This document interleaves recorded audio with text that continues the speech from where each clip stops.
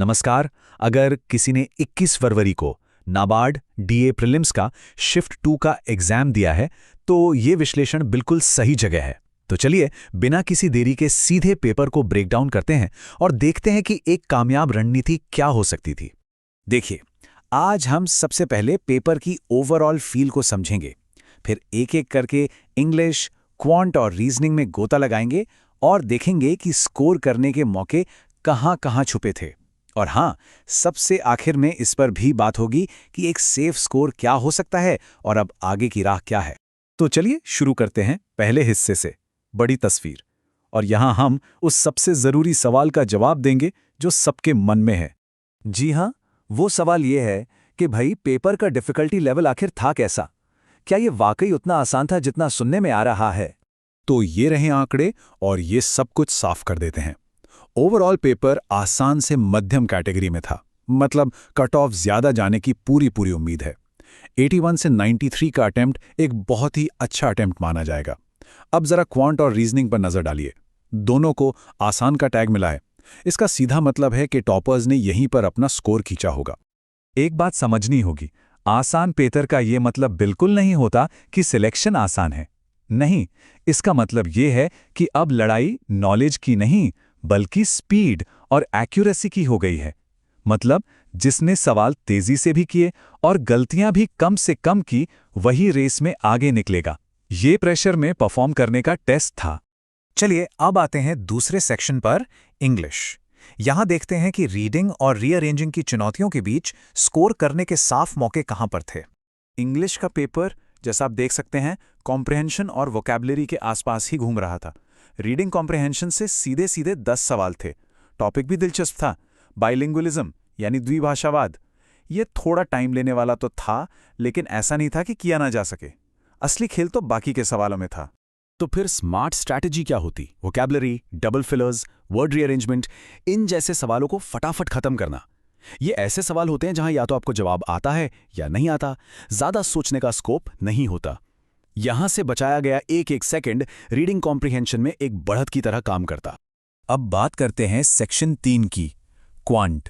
ये वो सेक्शन था जहां स्पीड ने सबसे बड़ा अंतर पैदा किया और जहां सिंप्लीफिकेशन ने कैंडिडेट्स को स्कोर करने का एक सुनहरा मौका दिया। आइए देखते हैं कैसे। यहां पेपर का स्ट्रक्चर खुद एक कहानी कह रहा है। साफ दिख रहा है कि खास टॉपिक को कितनी ज्यादा तवज्जो दी गई है।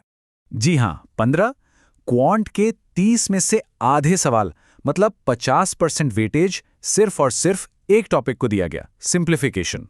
और इसी एक बात ने कैलकुलेशन स्पीड को इस पूरे एग्जाम का सबसे जरूरी फैक्टर बना दिया।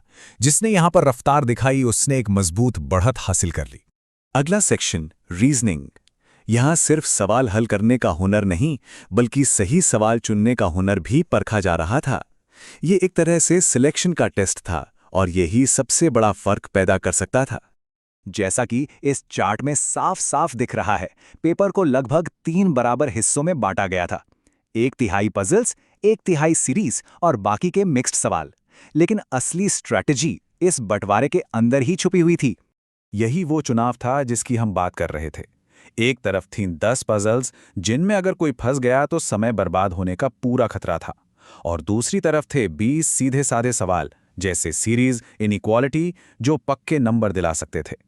एक टॉप स्कोरर की यही पहचान होती है कि वो पहले इन 20 सवालों को अपनी जेब में डालता और फिर बचे हुए कॉन्फिडेंस और समय के साथ पजल से लड़ता।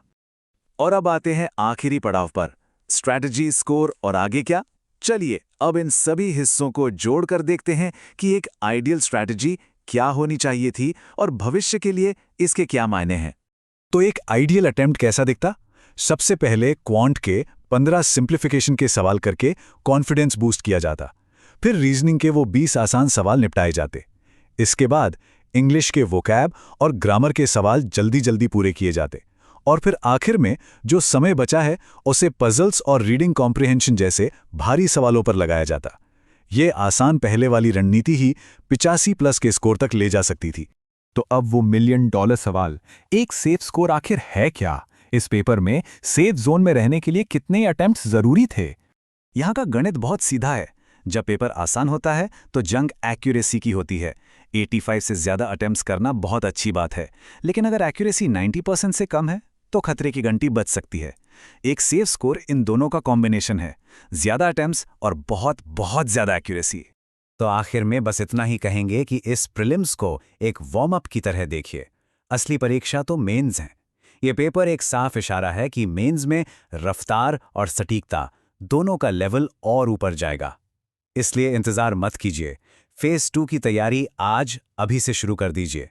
असली चुनौती अब शुरू होती है। All the best.